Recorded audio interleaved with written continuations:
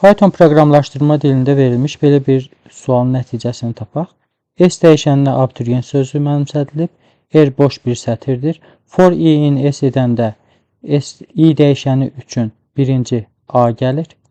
Əgər A-ya bərabərdirsə i, R-in üstə B gəlir. Boş bir sətrin üstə B gəlir. Yəni R sətrinin içinə bir dənə B-ni əlavə elədi. Sonra eliflərə də keçmir, çünki if ödəndi. Gələk növbəti i götürür B-ni. B-ni götürəndə bu şərt ödənmir. İkinci şərtə keçir. I B-yə bərabərdirmi?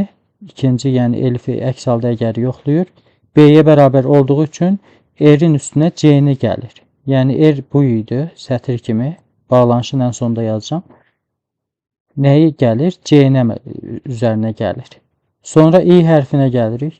I hərfinə gələndə i elə A-ya bərabərdir? Yox.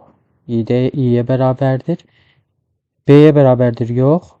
C-yə bərabərdirmi? Yox. Əks halda E gəlir. Yəni bir sözlə A-ya, B-yə və C-yə bərabər olan hərflər varsa, bunlara uyğun olaraq A-dırsa B gəlir, B-dirsə C gəlir, C-dirsə D gəlir.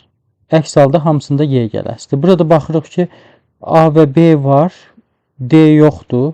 Başqa yerdə heç A, B, D falan yoxdur. Ona görə də hamısının yerinə Y gəlir.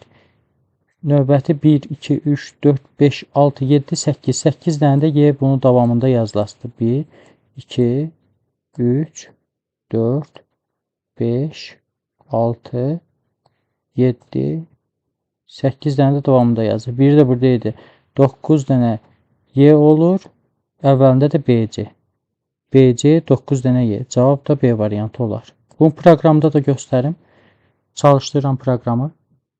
Gördüyünüz kimi BC 9 dənə də Y.